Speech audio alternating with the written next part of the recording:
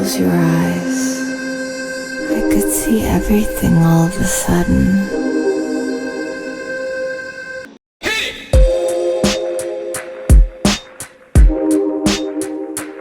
Welcome to another edition of Crypto with Kamal.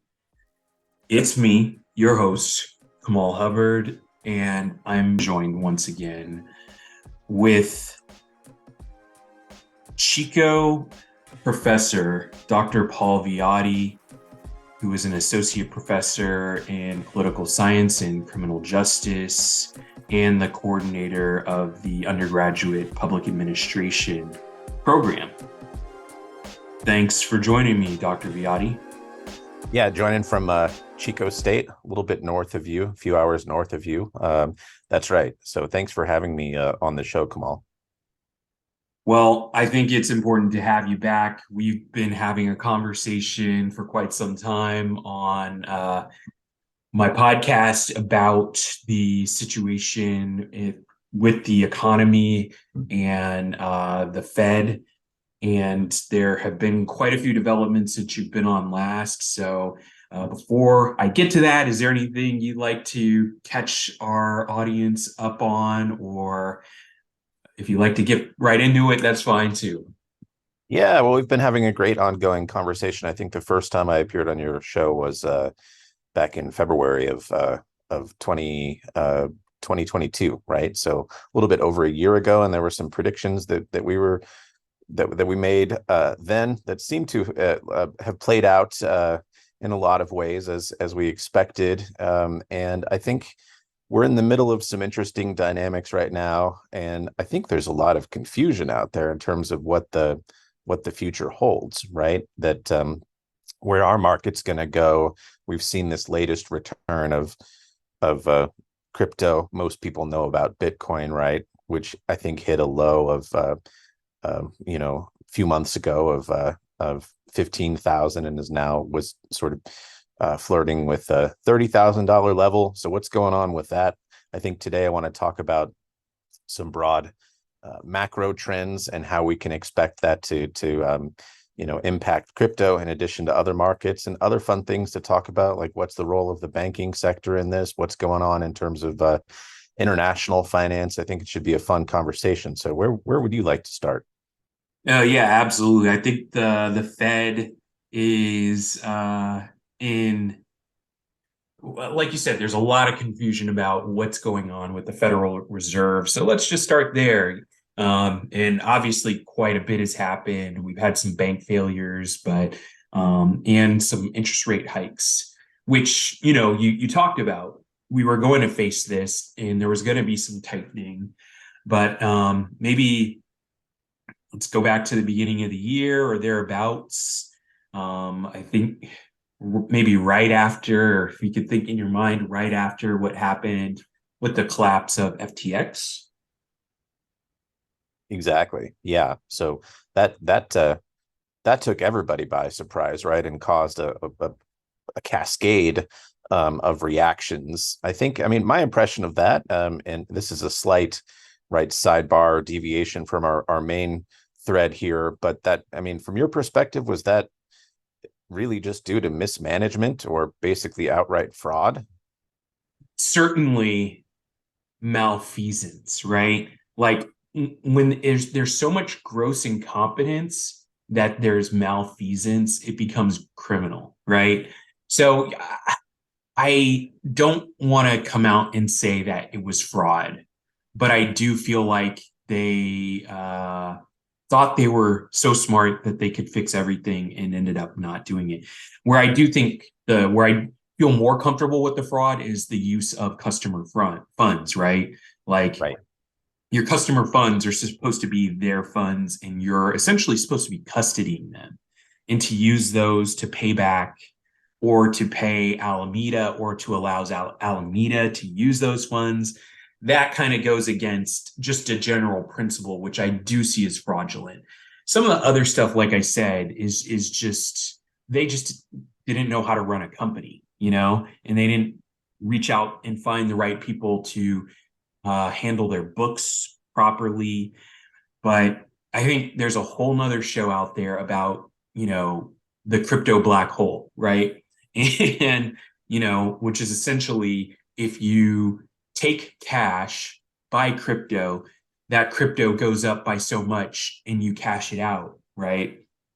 How that affects conventional accounting in books. So, like I said, that's a whole nother show, and that is a very deep, deep dive. It is, but it ties into this one in the sense that, so, one of the fields that I focus on is public administration, right? And so it begs the question, what is the role of the public sector in terms of regulating these institutions, right? That on their own accord do not always behave well, and on the more charitable side, we can say it's because they just didn't know how to run things. There was so much exuberance or enthusiasm, right, that they got in over their head.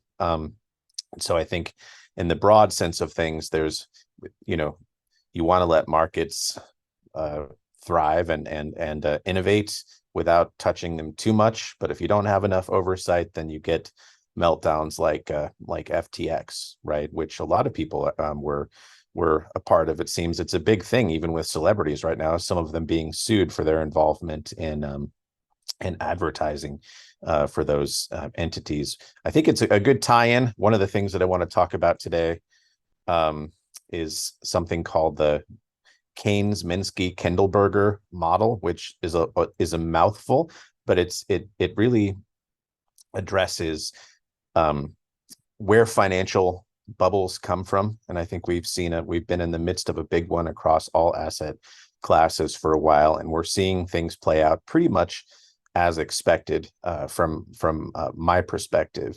And so when we think about something like crypto and FTX, let me go through the phases here real quick, and then we'll circle back and we'll get to talking about the Federal Reserve's role in all of this and how it's going to affect crypto and the like. But so in this time phase, we want to think about a new market opportunity. So in this model, there's a phase one where there's an unusual investment opportunity that presents itself. It could be a new technology, for example. So we could go back to the early days of the internet. I like to compare where we are now back then in the early to mid 1990s, where there's this new technology, for example, an unusual opportunity that presents itself.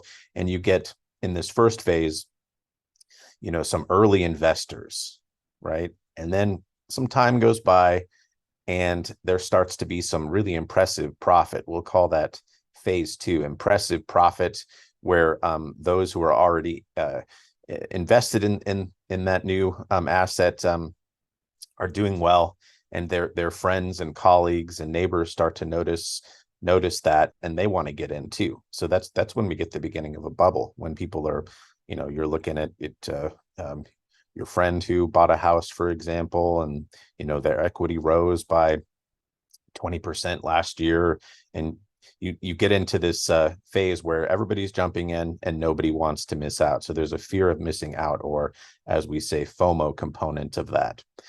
Then, so phase two, I think for us in terms of in California, right, and the United States, in terms of real estate and in terms of stocks and in terms of crypto, they're not all in sync, but has been pretty long. In this model, phase three begins when the supply of dazzled new investors is exhausted. So you run out of that supply of people that have FOMO that want to get in before it's too late, and that's when we start to see crashes occur. And then finally, to round it out, there's a phase four where there is a reversion to the mean, or prices come back to earth again, and investors start to buy in. And we've seen that play out a number of times in the last few decades. So we had the tech bubble of the late 1990s, which culminated in a crash, and then the financial crisis of 2008 was an example of that.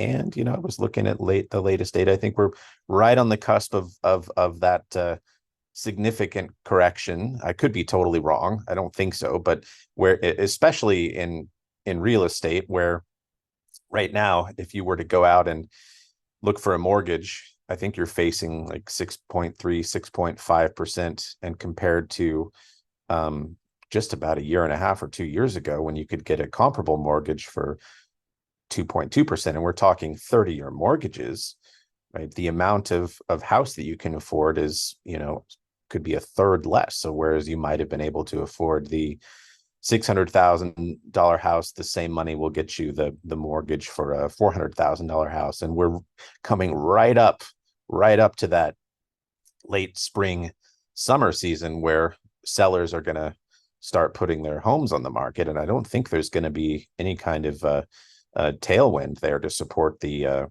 buyers, right? It's going to be a really hard thing and to face. And I think this is where people's perceived net wealth goes way down, right? Because if you have a sense that you're in California, for example, where the mean prices of houses are astronomically high, but if you think you're living in $1 million house and you find out that actually the market now assesses that to be 800,000, that's a huge hit to your perceived net worth, and it affects behavior in all other facets of your life, right? In terms of investing, consumption, et cetera. And you can get into a negative feedback loop. And that's where corrections and recessions come from. And of course, to tie it into the Federal Reserve, all of this is to some extent by design, because of the presence of significant inflation that they're trying to get out of the economy before it becomes embedded. So I've just said an awful lot there, but did you want to follow up on any of those particular points? Well, yeah, I mean, I think you're right. Like, indications show, or at least that we're heading towards a recession or some sort of correction. We're talking about the housing market is definitely, I mean, like you said, California home prices are astronomical. So much so people are leaving California and going to other states, which are driving up those home prices. And we also have this very large commercial vacancy rate in major cities like San Francisco, for example, and Oakland and other cities across the country. How would you say that, maybe moving away from the residential side of things, but looking more at the commercial vacancies and possible defaults there, how do you see that affecting the either the banking system or the overall macro lens of things? Yeah, I think it's a significant component, right? So we have the residential side, and that's the part that most of us can relate to because we all live in houses, right? But few of us are actually commercial real estate, landlords, for example, right? But no, it is. I mean, especially in the Bay Area, you're looking at, and you also know, right, in terms of, where you are, that you've got lots and lots of commercial buildings that are just sitting empty, right? And of course, all of those are tied to mortgages as well. And I'm not an expert in this particular subset, right, of finance, but that has an enormous impact on the value of that asset class. So I think in terms of whether or not the current oversupply of commercial real estate is going to cause stress on the banking system overall, that is an interesting question, and I would need to look at that specifically. But it's certainly a component in terms of the dark clouds ahead. My friends they're always laughing that, especially in the last couple of years, that I seem to have this persistent bear outlook on things, right? Sort of dismal accounting of at least the near to medium future. And I think that's the case because we've had the market has given us some head fakes as well, where we can go.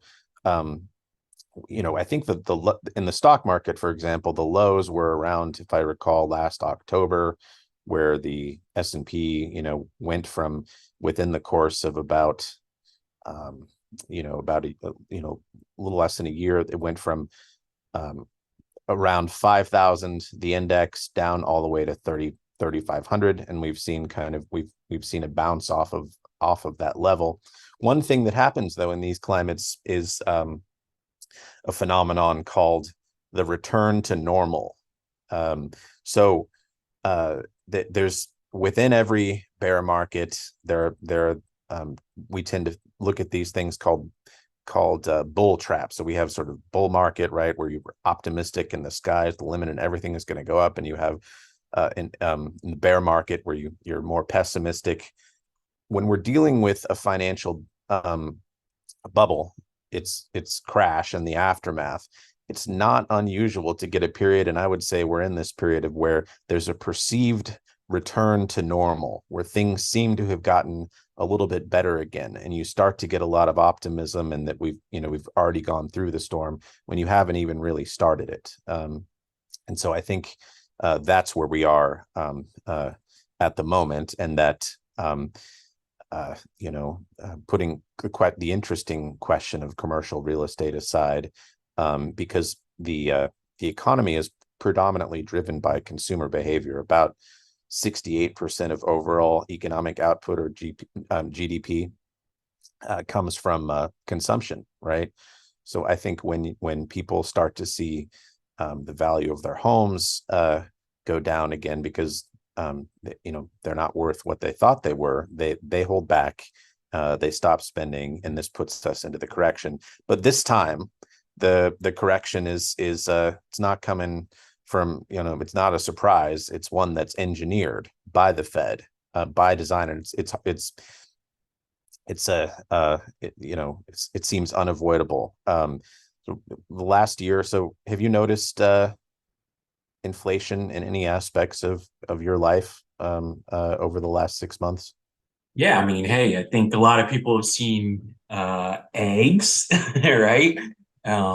Gas, which, I mean, I know there's, OPEC and supply and demand factors there, but food just in general across the board. I mean, eggs are the most, to me, the most market increase is on eggs. But yeah, just food in general, food prices have been amazingly Food prices high.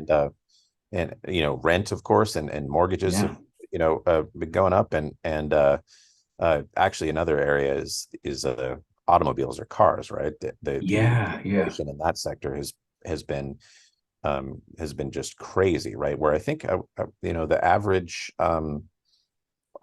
auto loan now, a person is making payments of between $800 and $1,000. That would have been unthinkable Oh my 3 years goodness. ago, right? So Yeah.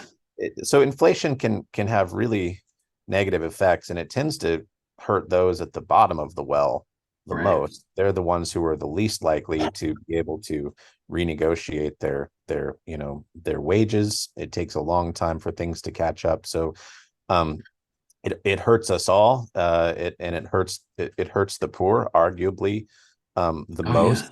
And Hmm. there's this sad paradox, at least in terms of conventional macro, that the Fed, which is right, the Fed is not the government. The Federal Reserve is it's essentially members of the banking sector, and the chair is appointed by the president. But you have this autonomous group making decisions, and the primary decision that they make is where to put interest rates, broadly speaking. And right now they're going up because they're trying to pull money and liquidity out of the system.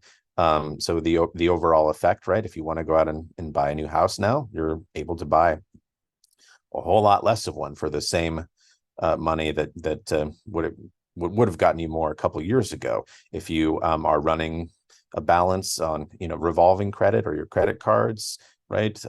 Interest rates are sky high. That pulls money out of your pocket, and or in terms of the on the side of not just consumers, but go to the other side to companies and firms financing their cash flow and their investments, right? They too are facing higher borrowing costs. And so the goal is to pull enough money out of the system to cool inflation down. That's the goal. But it basically never happens in such a way that the tightening of the money supply doesn't cause a recession.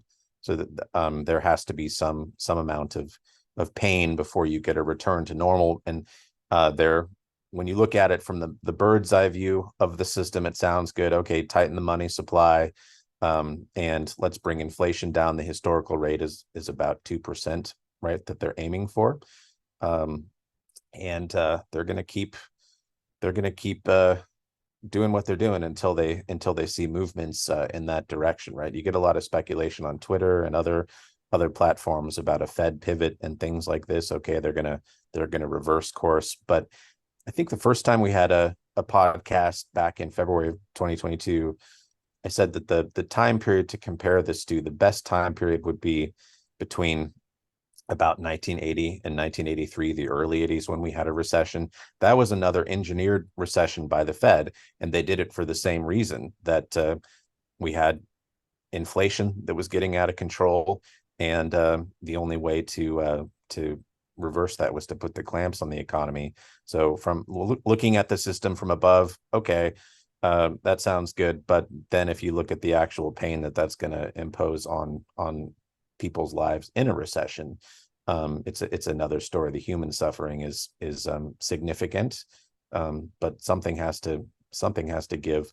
somewhere. We've already seen that, right, in the Bay Area, and especially in terms of tech jobs are often the first ones that they're the most sensitive to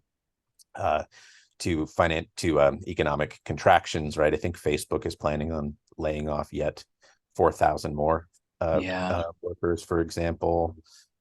So, I think, but to me, this summer is sort of that tipping point. We'll have to see if I'm right. There's no reason to assume that I'm the one that knows this stuff more than anybody else. But the way that I look at it, just putting two and two together, it seems like the so-called return to normal, that little burst of optimism that we've gotten, is gonna probably go away, and that will affect everything from stocks to real estate, commercial and residential, and the amount of money that people have available to put into other novel asset classes like mainstream crypto and altcoins as well. Well, so I guess just one more thing before we kind of turn the page on this, that, maybe I should have raised a little bit earlier when you're talking about residential. We're starting to also see a lot of the moratoriums on evictions being lifted now too, which comes at a difficult time, right? We're seeing massive layoffs, like you said, in the tech sector, and other places too. As there's a looming recession now, eviction moratoriums are being lifted, and if people can't pay for a roof over their head, that's going to have some major implications as well. So I don't know, just your thoughts on that and how that could also affect the overall landscape. Yeah, terrible timing. It's the perfect storm of the perfect combination of events that could really increase that pain. So yeah, eviction moratoriums being lifted, another big looming factor, something to watch, which will have huge implications. We have to realize that since March of 2020, generally speaking, people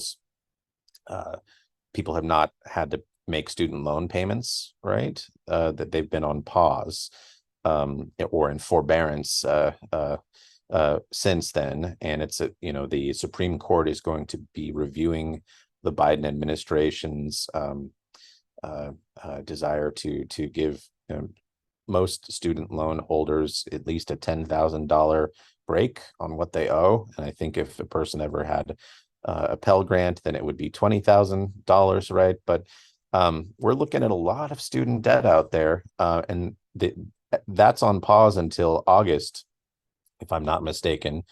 But in terms of the exchange between the various branches of government, so if the judicial branch or the Supreme Court says that no, the executive branch doesn't have the authority to waive student debt, we're going to get that happening late this summer and this fall too. So in a climate of inflation, what's going to happen when a student, the average, let's say somebody has $400 a month of student loan payments, and then all of a sudden those come back, right? It's there could be a number of really negative factors like that, that put us in a downward spiral for a little bit of time. And yeah, so I think that's a great point in terms of things like the moratorium having a huge impact. All right. Well, I think we will take a break here. Make sure to make it not just a good day, but a great day with crypto with Kamal.